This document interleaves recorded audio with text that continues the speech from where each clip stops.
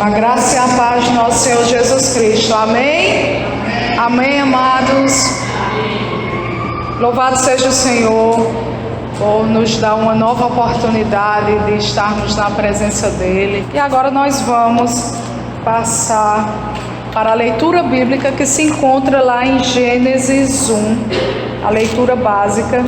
Então esse trimestre vai estar estudando temas contemporâneos na Bíblia, à luz das Escrituras. Então esse tema ele se baseia na criação dos céus e da terra e tudo que neles há. Então Gênesis 1:1, no princípio criou Deus os céus e a terra. A terra, porém, estava sem forma e vazia. Havia trevas sobre a face do abismo, e o Espírito de Deus pairava por sobre as águas. Disse Deus: haja luz, e houve luz, e viu Deus que a luz era boa, e fez separação entre a luz e as trevas. Chamou Deus a luz dia, e as trevas noite. Houve tarde e manhã o primeiro dia. E disse Deus: haja firmamento no meio das águas e separação entre águas e águas. Fez, pois, Deus o firmamento e a separação entre águas debaixo do firmamento e as águas sobre o firmamento. E assim se fez. E chamou Deus ao firmamento céus. Houve tarde e manhã o segundo dia. Disse também Deus: ajunte-se as águas debaixo dos céus num só lugar. Apareça a porção seca, e assim se fez. A porção seca chamou Deus terra, e ao ajuntamento das águas mares. E viu Deus que isso era bom. E disse: produz a terra relva, ervas que deem semente, e árvores frutíferas que deem fruto segundo a sua espécie, cuja semente esteja nele sobre a terra. E assim se fez. A terra, pois, produziu relva, ervas que davam semente segundo sua espécie, árvores que davam fruto, cuja semente estava nele conforme a sua espécie. E viu Deus que isso era bom. Eu vou parar por aqui, mas a gente sabe que a continuação nós podemos ver das obras criadas de Deus. Fez a separação do dia, da noite, fez os luzeiros, como é o sol, a lua, as estrelas, para iluminarem tanto o dia quanto a noite. E viu Deus que tudo era bom. Então vamos orar neste momento. Pai Santo, Pai bendito, queremos te agradecer, Senhor, pelo privilégio de estarmos na Tua casa. Te agradecemos, Senhor, porque temos a Tua palavra para Te buscarmos, para Te conhecermos cada dia mais. Nos ajuda, Senhor, a compreendermos a Tua palavra pelo Teu Espírito Santo, que possa habitar, Senhor, possa estar fazendo com que nossa mente seja receptiva e cativa ao trono da Tua graça, que no nome de Jesus, Teu Espírito Santo possa estar me usando na manhã de hoje, e que o Senhor seja engrandecido em nossas vidas, no nosso viver, no nosso andar diário, que possamos, Pai, termos a Tua palavra e permanecermos inabaláveis nela, no nome de Jesus, para a Tua honra e para a Tua glória, é que Te agradecemos por tudo. Amém. Amém. Então, deixa eu passar o primeiro slide.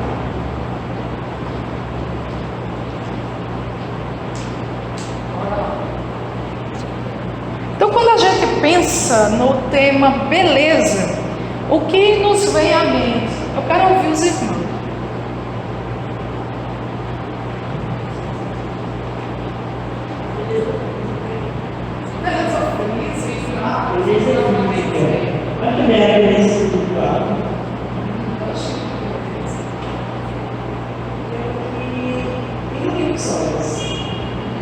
A definição de beleza, algumas das irmãs Gostaria de falar mais? Aquela que ela está sempre com isso, sempre a beleza aparece.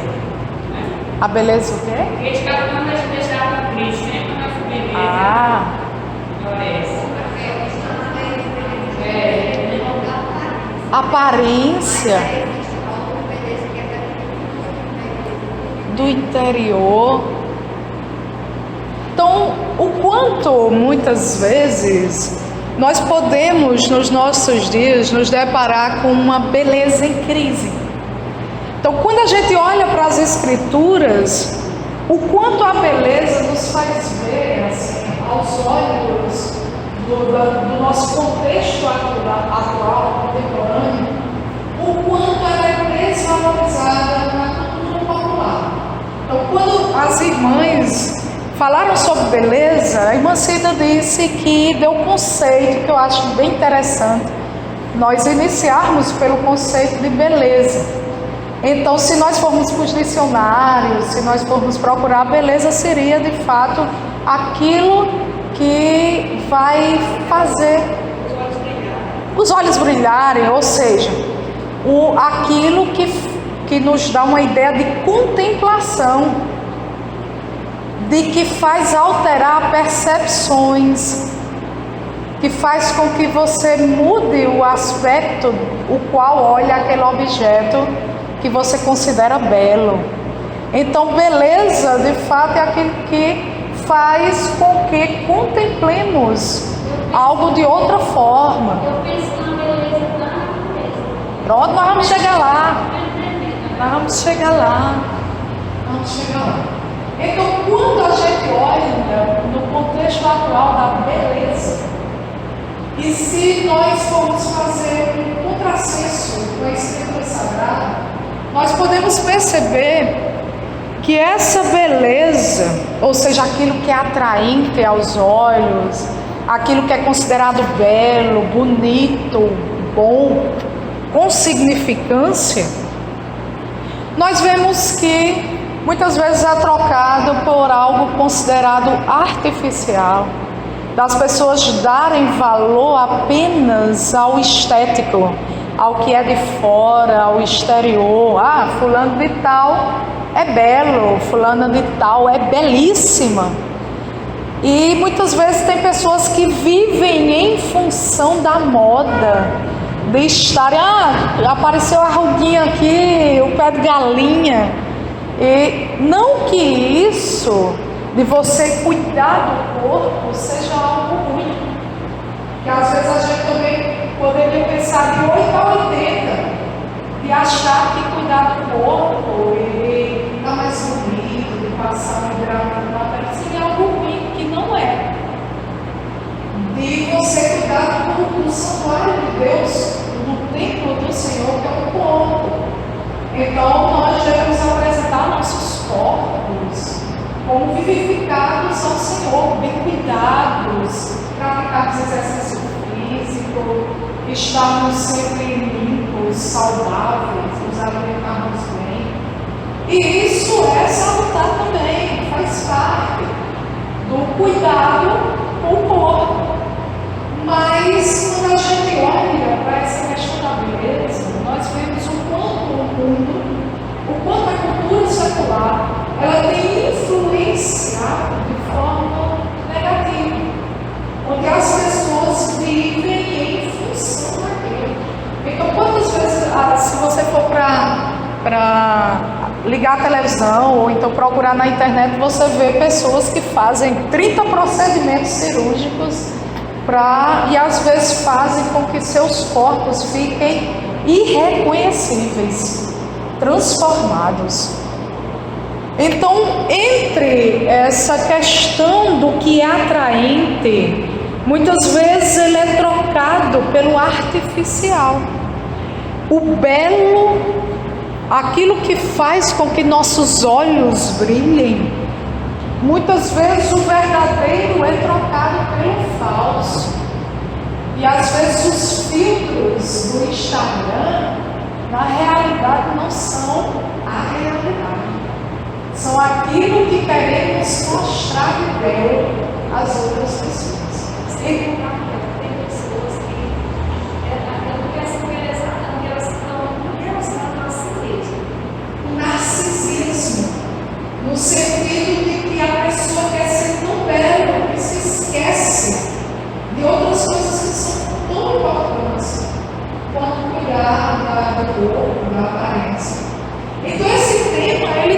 toca numa das coisas bem interessantes, baseadas na criação de Deus. E nós vamos estar, de fato, pensando naquilo que a Escritura considera belo, considera como beleza, e fazendo exatamente esse contraste com a realidade que vivemos. Os irmãos estão compreendendo, né? Quem não estiver compreendendo pode pedir que eu repito e pode também estar participando. Fiquem à vontade. Então, quando a gente pensa em beleza, nós pensamos numa beleza que a Bíblia nos traz, que é a beleza do próprio Deus. E é bem interessante a gente contextualizar, porque ela é bem diferente daquilo que consideramos beleza, bonito, belo, atraente, quando consideramos a beleza que o mundo nos mostra. Então, no Velho Testamento não houve a utilização do termo beleza, mas o termo mais próximo dessa beleza é o termo glória. Então esse termo vai aparecer diversas vezes e se referindo a Deus, como um Deus glorioso, como um Deus a quem devemos prestar glória, ou seja, um Deus que nos atrai, que é belo, cuja beleza é tão perceptível aos olhos, que até a irmã disse: eu vejo a beleza na natureza, ou seja, nas coisas criadas por um Deus glorioso, por um Deus que em essência é glória. Então, no Antigo Testamento, essa palavra se encontra na terminologia, na etiologia do termo glória, e está bem relacionado a uma realidade de Deus em termos internos e externos. Então, de nós conhecermos a glória de Deus, ou seja, de um Deus glorioso que se manifestou, ou seja, se revelou através das obras criadas. Pode passar. Então, quando a gente olha e contempla a natureza, faz parte de uma revelação de um Deus glorioso, de um Deus bondoso. É a chamada revelação geral. Ou seja, Deus se manifestou a todos os homens através das obras criadas, através da natureza. É por isso que, se nós formos lá para Salmos 19,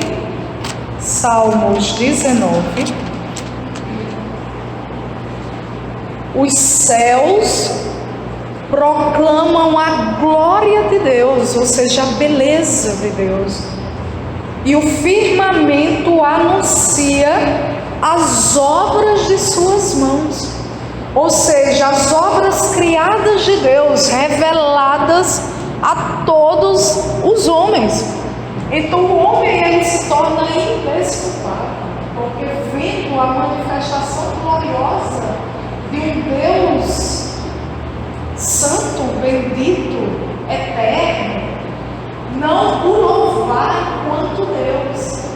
E se nós formos, nós vamos voltar para esse texto de Salmos 19, ele se conecta com o texto lá de Romanos 1. Pode deixar aberto esse texto de Salmos 19, mas vamos lá para Romanos 1.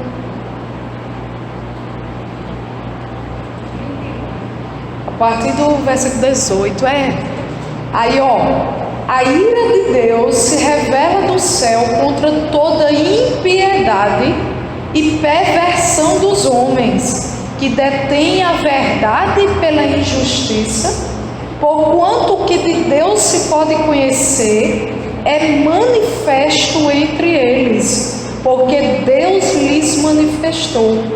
Porque os atributos invisíveis de Deus, assim como o seu eterno poder, como também a sua própria divindade, claramente se reconhecem desde o princípio do mundo, sendo percebidos por meio das coisas que foram criadas. Tais homens são, por isso, indesculpáveis, porquanto, tendo conhecimento de Deus, não o glorificam como Deus, nem lhe deram graças, antes se tornaram nulos em seus próprios raciocínios, obscurecendo-lhes o coração insensato, inculcando-se por sábios, tornaram-se loucos e mudaram a glória do Deus incorruptível em semelhança da imagem do homem corruptível, bem como de aves, quadrúpedes e répteis.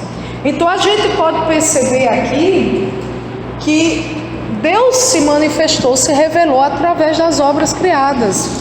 Ele tanto se manifestou através das obras criadas, que é a revelação geral a todos os homens, como ele se revelou de forma especial no plano da salvação através de seu Filho. É a revelação especial de Deus. Então, nós podemos perceber que os céus, de fato, a natureza, as obras criadas, glorificam o Deus Criador. Então, quando a gente contempla as obras perfeitas de Deus, a natureza, e imaginar que uma planta parte da semente, e aquela semente germina, e dá árvores com diferentes frutos, com diferentes sabores, e que Deus faz tudo de forma tão perfeita, no seu devido tempo, faz florescer a relva, faz com que o homem tenha inteligência, sabedoria. E nós podemos perceber aqui que há apenas um capaz disso, que é o próprio Deus, que em essência é glorioso, que em essência é belo, e nele está a fonte de toda beleza da obra criadora dele. Então nós podemos perceber que ele é a fonte e o fim de tudo que é bom, belo, verdadeiro e real. Em tamanha artificialidade que muitas vezes nós vemos no Facebook, de relacionamentos que aparentemente parecem belos e por debaixo dos panos são de fato totalmente distorçados. Nós vemos que de fato a beleza se condensa naquele que é autor dela, que é o próprio Deus, e que deve ser glorificado enquanto Deus. E vocês sabem por quê a raça humana não consegue perceber a beleza? É uma pergunta. Porque a tendência nossa é de fato buscar o que é artificial. Porque nossa natureza da carne, ela foi manchada, maculada por uma doença da alma que se chama pecado. Pecado. Lá na descrição de Gênesis 1, a gente pode perceber algo perfeito. A descrição de Gênesis, Deus viu o quê? Que tudo era bom. Só que se a gente for folheando, chega em Gênesis 3. E o que é que acontece em Gênesis? A queda do homem. A queda lá naquele jardim. E o falso conceito, conhecimento do bem e do mal, mas ali estava em jogo o homem querer ser igual a Deus.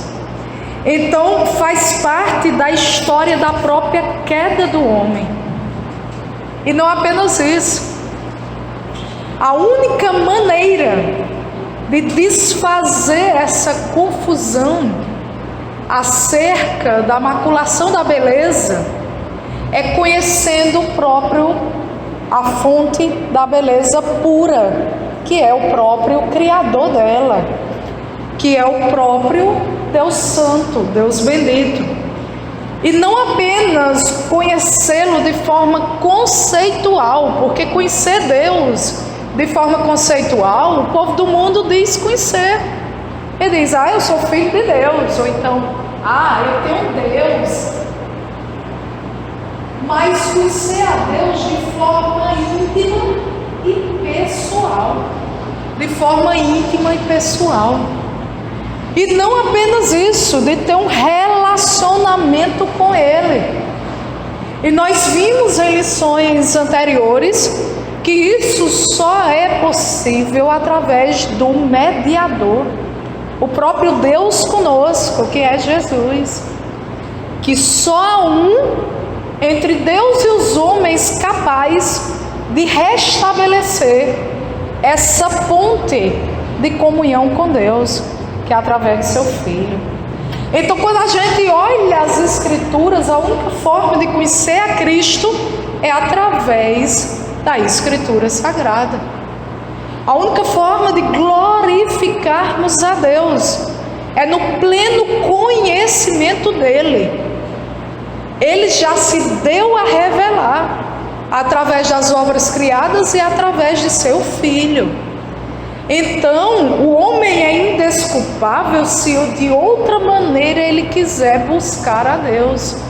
É por isso que é um erro a ideia do ecumenismo, a ideia de que vários caminhos podem conduzir a Deus, que vários caminhos conduzem ao homem, são caminhos de morte, como diz as Escrituras.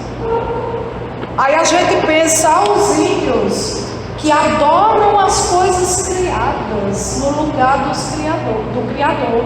Sermos cheios do Espírito Santo, porque é o Espírito Santo de Deus que em nós habita, que vai convencer do pecado, da justiça e do juízo de Deus, e que faz com que nós estejamos preparados para toda seta inflamada do inimigo e podermos vencer as tentações que nos atraem e que dão origem ao pecado. Então, aquele que quer de fato conhecer a Deus tem que se aproximar dele. Tem que se aproximar dele. A visão cristã de beleza, a lição nos traz 3 aspectos. O mundo é belo, mas não completamente. Vamos lá? O texto de Romanos 8. Romanos 8.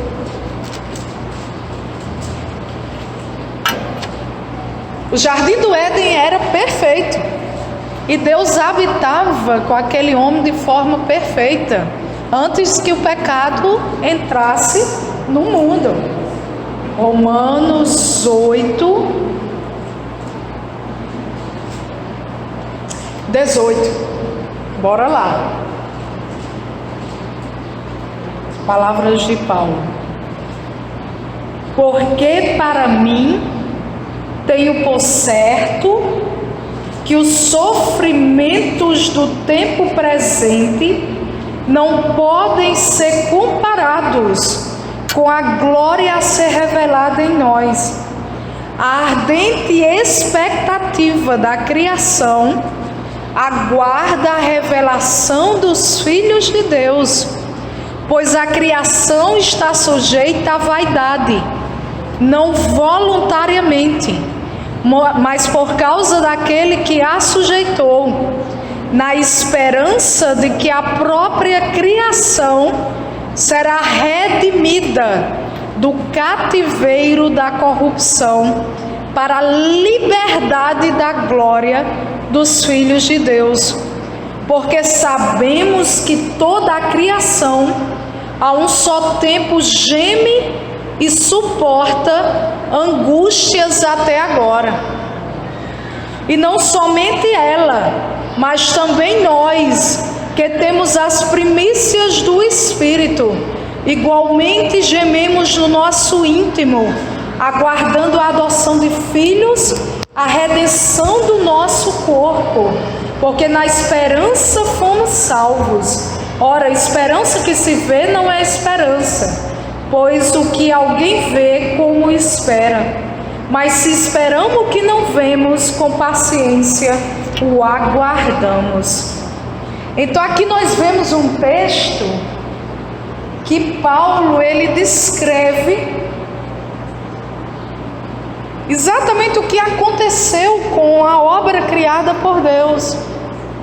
O pecado maculou não só a forma bela como o homem via a natureza, como a comunhão deste Deus com este homem. Então aqui nós percebemos o quanto a natureza foi afetada pelo pecado que entrou no mundo.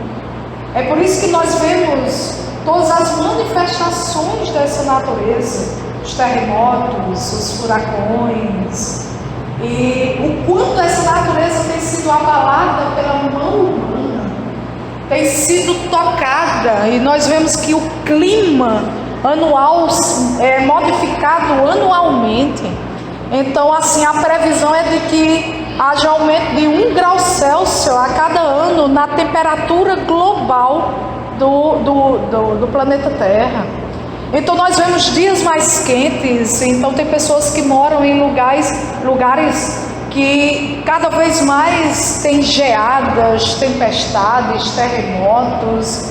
E a tendência é essa modificação, os El Ninhos, as El Ninhas e tantas modificações sísmicas no nosso mundo em que vivemos.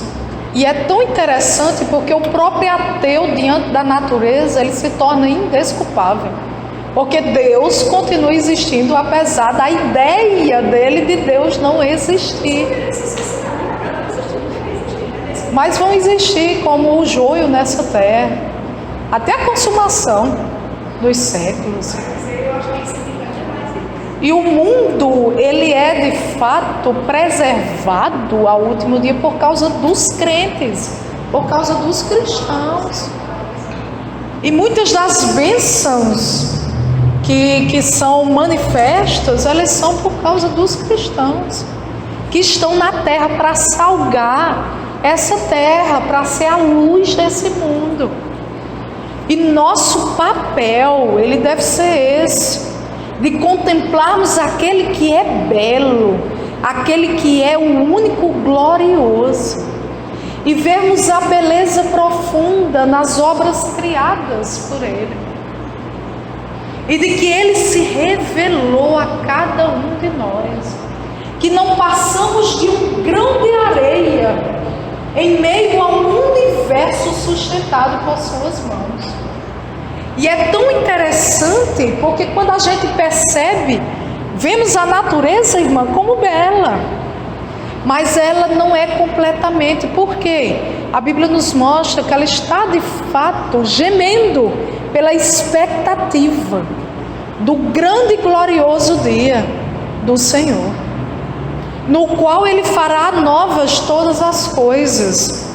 Então nós podemos perceber que o pecado fez ruptura da nossa compreensão perfeita acerca do que é beleza. A falha na percepção humana devido à rebelião do coração humano. Então nós podemos perceber que o desejo em Adão era o desejo que ele levava consigo, o desejo de toda a humanidade, de ser igual a Deus. E é tão interessante que nós somos de fato atraídos pelo fruto proibido de uma cultura corrompida e decaída.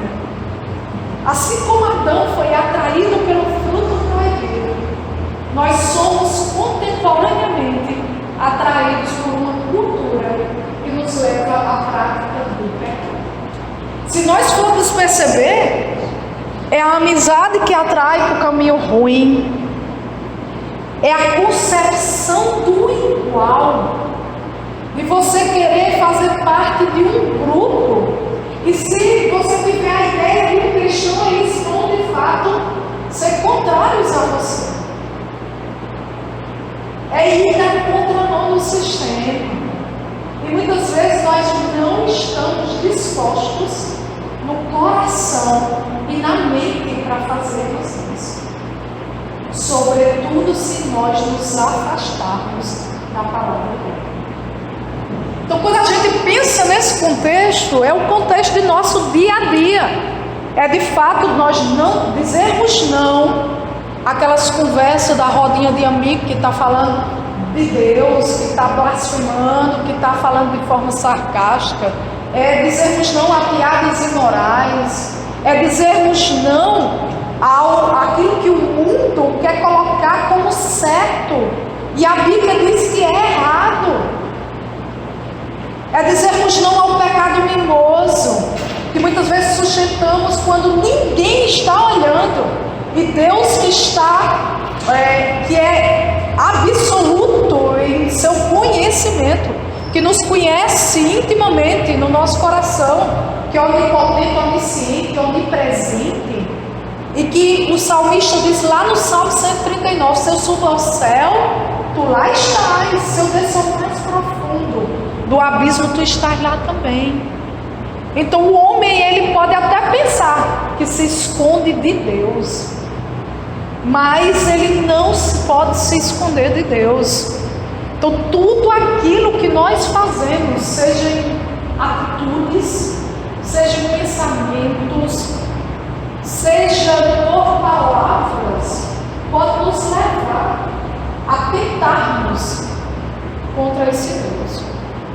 Então, por isso que nós devemos nos arrepender.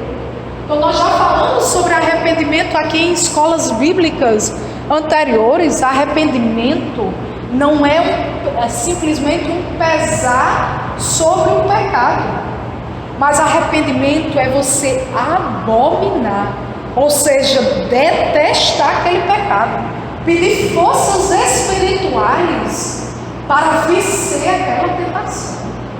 É você dar uma guinada de vida e dizer, eu não vou estar aqui, porque essas pessoas estão falando coisas que de fato não condizem com um cristão. Tem a oportunidade de roubar e não rouba. Aquela empresa ali, eu sou uma pessoa que tem acesso a senhas, e você, por ser crente, dizer, não vou fazer isso. E não fazer o que é corrupto, a não ser tendencioso nas pequenas coisas do dia a dia, ou seja, eu vou filar. Então o crente genuíno, ele estuda. Se não estudou, ele vai tirar a nota que merece.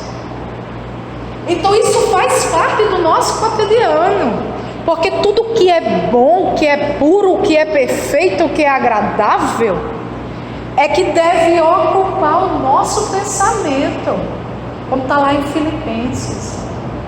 Não deve estar ocupando nossa mente qualquer outra coisa. Muitas vezes nós colocamos no lugar de Deus coisas que não deveriam estar no lugar de Deus, e as contemplamos devido a essa corrupção cultural daquilo que a gente vai considerar belo.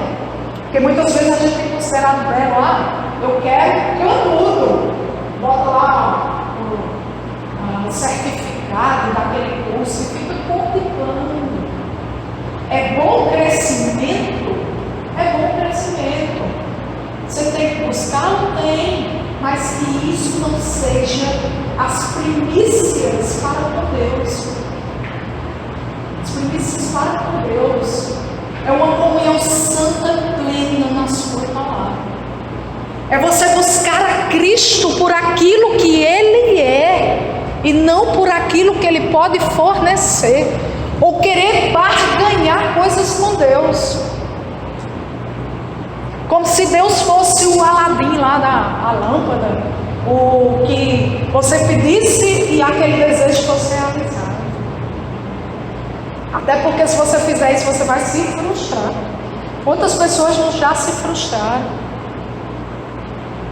Mas o pedido certo é pedir que seja feita a vontade de Deus.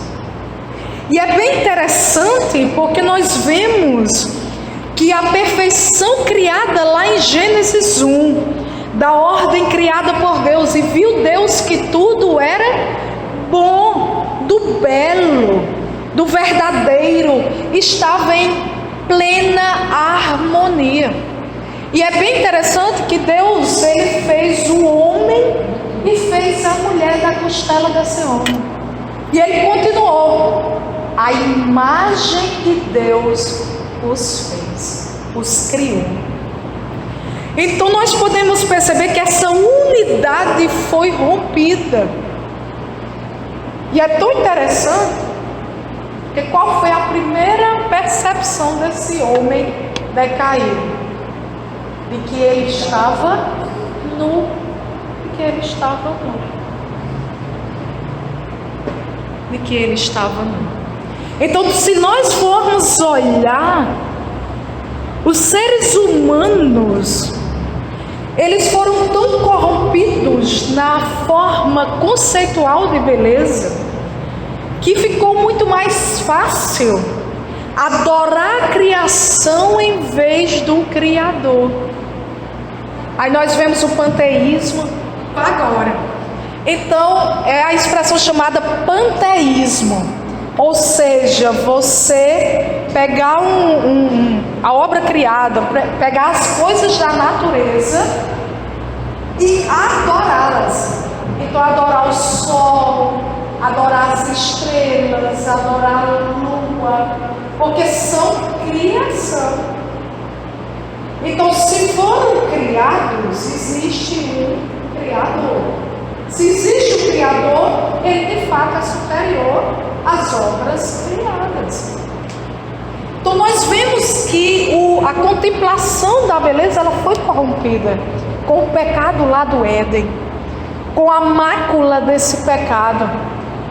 E ela se estendeu na compreensão humana daquilo que é belo, daquilo que é glorioso.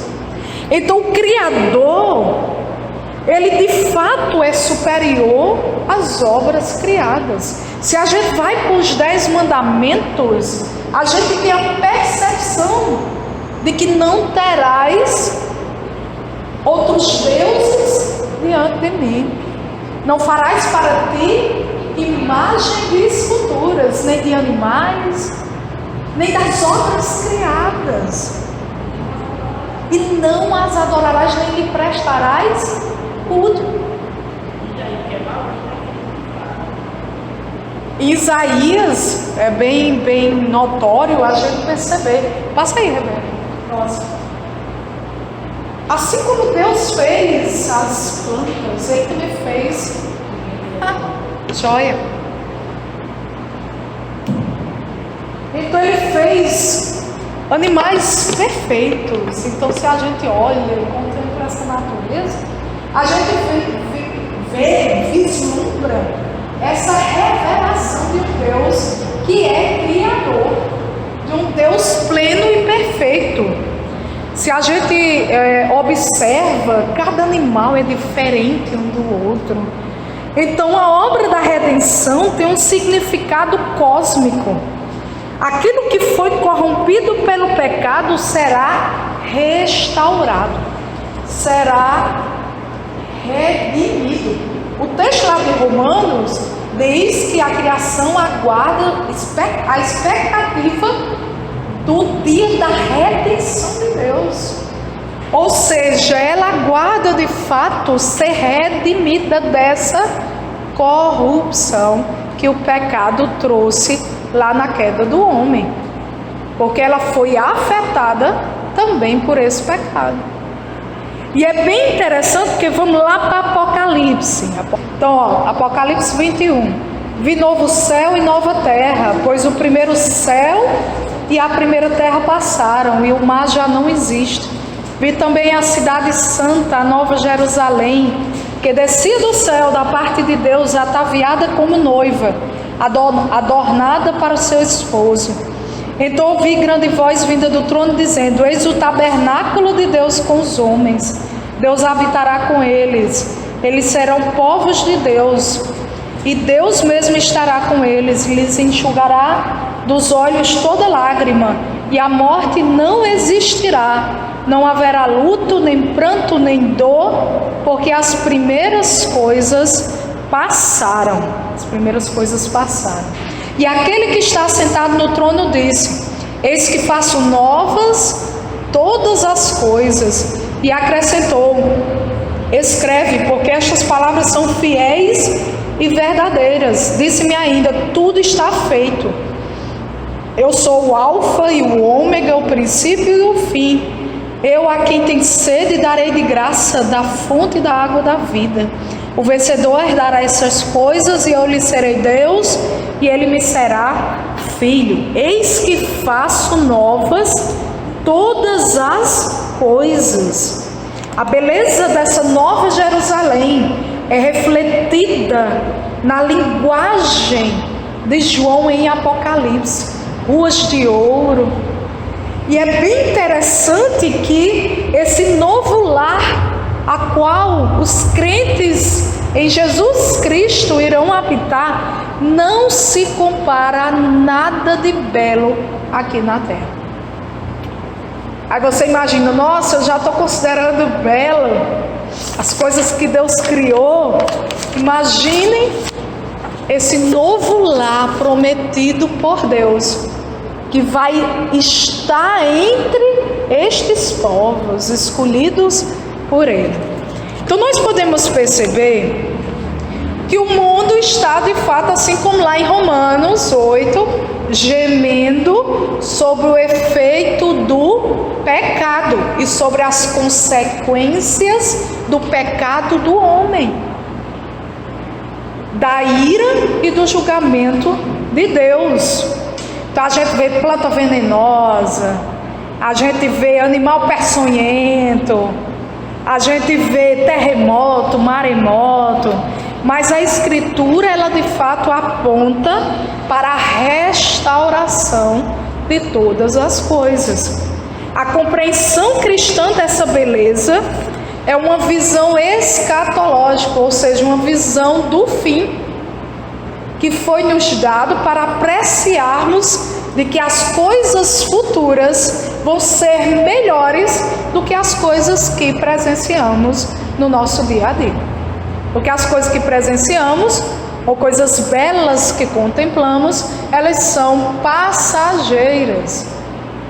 Passageiras.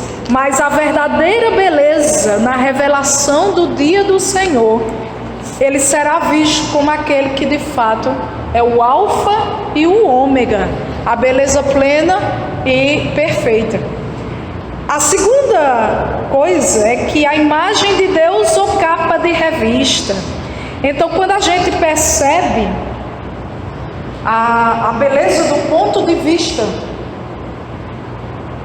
da visão cristã, não é aquela beleza exterior, mas a beleza interior.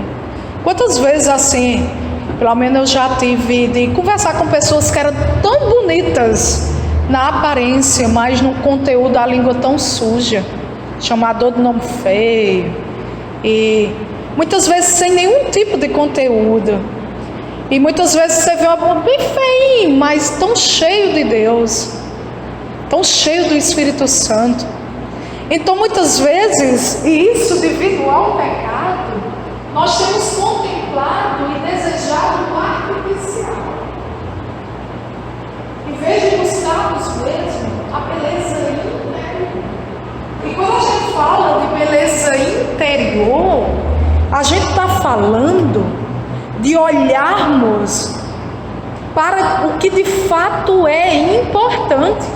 Quando a gente olha lá em Tiago 2, ele fala sobre a acepção de pessoas.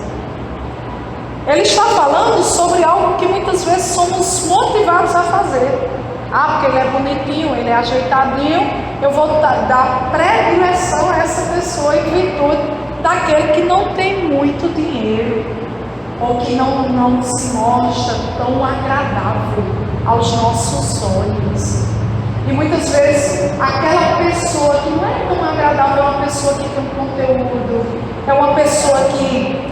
estende a mão.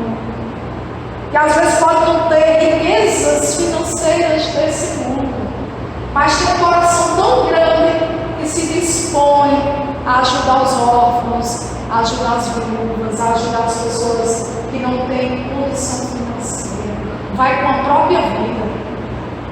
Então muitas vezes a gente, ao contemplar o belo, se perde devido ao pecado. Nessa beleza. Que é bonito, mas uma coisa interessante, porque a gente volta lá para a escritura, o texto lá de Gênesis, para a criação do homem, e a gente percebe que Deus os criou à imagem e semelhança. E é tão interessante porque essa expressão, a imagem e semelhança de Deus, agrega um valor ao gênero humano, ao homem e à mulher. E às vezes a gente não dá valor, mas nós somos criados à imagem e semelhança de Deus. Às vezes tem pessoas com baixa estima. Porque eu não queria que meu cabelo fosse desse jeito, eu não queria que Deus tivesse me feito dessa forma. Mas Deus me criou exatamente como Ele deseja. E aos olhos de Deus, Ele encontra alguém à imagem e semelhança dele. E que nós não devemos estar, de fato, no nosso coração, nos entristecendo com isso. Porque da mesma forma como aquela Barbie é bonita aos olhos de Deus, a criança com síndrome de Down também é. E Ele vê beleza na sua criação. E Ele vê beleza em cada um de nós. E muitas vezes o mundo não nos dá valor, mas Deus, Ele nos olha com um olhar de amor, e Ele já nos olhou com esse olhar de amor lá naquela cruz. Lá na cruz. Porque Ele deu seu Filho por considerar-nos importantes. O mundo pode não nos dar importância, às vezes pode fechar as portas pelo fato de nós sermos crentes, mas é como a Bíblia diz: bem-aventurados se fizerem isso conosco. Bem-aventurados, ou seja, mais que felizes, são aqueles que de fato vivem nessa fé em Jesus Cristo, não se importando com o que irá acontecer com suas vidas, porque estão olhando além desta essência terrena, dessa essência material. Rompermos com essa ideia desse existencialismo barato é muito complicado, é muito difícil. Só pelo Espírito Santo, pela leitura da palavra, é que de fato iremos nos humilhar diante de Deus, reconhecendo de fato a nossa pequenez, e de que de fato fomos criados à imagem e semelhança dele para o buscarmos, para fazermos a vontade dele, para vivermos para a glória deste Deus, ou seja, para a contemplação da beleza deste Deus. E é bem interessante que essa imagem de Deus em cada um de nós reflete a beleza do próprio Deus. Ou seja, nós somos... Aí vamos pensar, porque quando a gente fala de imagem, você em casa tem espelho, não tem? O que você faz com o seu espelho? Para que serve um espelho?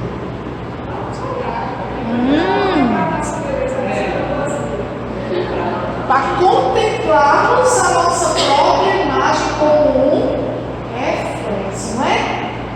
Se nós somos a imagem e semelhança de Deus, o que é que a gente deve refletir?